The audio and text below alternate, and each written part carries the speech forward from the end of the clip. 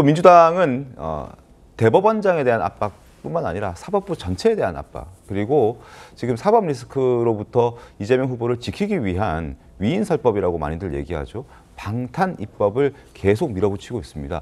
국민의힘에서는 이럴 거면 그냥 이재명 후보 대통령이라고 법을 만들어라 라는 목소리까지 나오고 있습니다. 자, 여야 목소리 들어보겠습니다. 범죄자가 처벌받지 않게 만드는 한 사람을 위해서 여러분들이 입법하고 만들어가고 토론을 하지 않고 표결할 것을 선포합니다. 김정대 위원장, 역사에 부끄러운지 아세요? 냅두세요. 역사적으로 갈 분들은 가셔야 됩니다. 네, 이해 없으십니까? 이해가 없으므로 가결됐음을 선포합니다. 민주당이 대한민국 대법원을 파기하기 위한 전면전을 시작하였습니다. 민주당에 제안합니다. 차라리 이재명 유죄 금지법을 제정하십시오. 신성불가침의 존재이니 무조건 무죄다라고 쓰십시오. 그래서 이재명은 민주당이 그토록 비난했던 전두환보다 더 나쁜 놈입니다. 이재명은 히틀러보다 더 악독한 놈입니다. 자, 더불어민주당이 지금 추진하고 있는 입법 활동들 저희가 그래픽으로 준비해봤습니다. 화면 함께 보시죠. 이재명 후보를 위한 맞춤형 법안 논란입니다.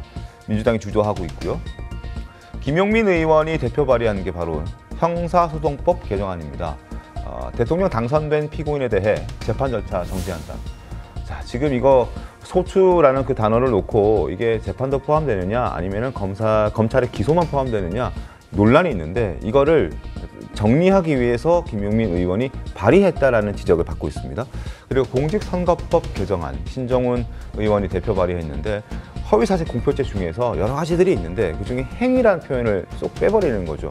이렇게 됐을 때는, 이러한 법들이 발효됐을 때는 사실상 죄를 물을 수가 없는 상황이 되어서 지금 재판 기일이 연기된 건 이건 차치하더라도 아예 나중에 연기돼서 그 재판이 열린다 하더라도 죄를 물을 수 없는 그런 상황이 돼버릴 수 있다라는 그런 지적들이 나오고 있는 겁니다. 송구 어떻게 보세요? 이 법안들이 전부 다 어떻게 보면 이재명 후보 개인에 대해서 면죄부를 주기 위한 법안이죠. 네. 그런데 이게 이런 그 행동을 해서 만약에 집권을 하게 되면은 이거 효과가 생기는 거잖아요. 이렇게 하면 되는구나. 집권까지 하는구나. 모든 그 어떤 그 난관들을 다 뿌리치고 뭐 범죄 혐의지만은 다 뿌리치고 집권을 하는구나. 그러면은 집권 후에 어떻게 하겠습니까? 집권 후에는 또 특히 그동안 이재명 그 대표 체제의 민주당이 여러 가지 그 어떤 국가 정체성에 맞지 않는 거나 포퓰리즘 법안들도 많이 그 통과를 시켰어요. 그런데 그것들은 전부 다 거부권을 행사를 했습니다. 네. 양곡법이나 아니면 뭐 노란봉투법들 이런 것들, 25만 원 지원법들. 그런데 지금은 이재명 후보 개인을 위한 저 법안들을 무더기로 입맛에 맞게 통과를 시키지만 집권하고 나서는 그것도 이제 마무리를 하겠죠. 더 이상 재판이 진행되지 않도록 이제 마무리를 하는 그런 법안도 하겠지만 통제가 안 됩니다. 모든 법안들을 다 통과를 시키면 저는 국가 정체성도 상당히 흔들릴 수 있는 그런 법안들이 다 처리가 되리라고 봐요. 그 상황에서 지금 사법부까지 무력화하고 있지 않습니까? 사법부 무력화하면은 그러면 행정권 같이 그 당권을 그 다수 입법권이 있으니까는 입법부도 다 장악을 하지. 사법부까지 다 장악을 하면은 그게 아주 심한 말로 하면은 독재로 가는 거죠. 네, 그래서 저는 상당히 위험한 상황인데 그래서 국민의힘이 분열이 돼 있으니 너무 안타깝습니다.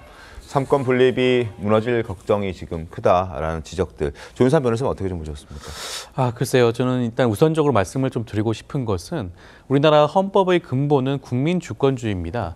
국민주권주의의 근본은 근저에 있는 것은 대통령 선거와 같은 선거 투표권이라고 할 수가 있어요. 대통령 선거가 임박한 상황에서 유력한 대통령 후보에 대해서 전혀 이례가 없는 속도전을 내면서 파기환송 선거를 한다? 이것은 선거에 개입하는 것과 다름이 없는 결정이라고 할 수가 있습니다. 사실 이 절차만이라도 정상적으로 유지했으면 설령 파기환송을 됐다고 하더라도 민주당에서 어떻게 말할 수가 없는 부분이 있었을 거예요. 근데 굉장히 이례적으로 일주일 만에 파기환송을 선고하고 6만 페이지가 넘는 그런 소송 기록조차도 제대로 살펴보지 않았다는 얘기가 나오고 있고 100만 명이 넘는 사람이 그 로고 기록을 공개하라고 요청까지 한 상황입니다. 이것 자체가 국민들의 그런 그 투표권을 제한하는 조치에 대해서 국민들에 대한 반발이 얼마나 거센지를 보여주는 것이고요. 저는 비정상이 정상화했다는 말씀을 좀 드리고 싶고 네. 민주당이 지금 하고 있는 이런 개정안 같은 경우에는 헌법에서 규정하고 있는 그런 각종 제84조라든가 이런 규정에 대해서 일부에서 논란이 있으니까 입법상 미비한 부분을 개정안을 통해서 보충하는 효과가 있는 것으로 보여지고요. 네. 그것 자체가 전혀 무리한 주장은 아니라는 생각이 듭니다. 알겠습니다.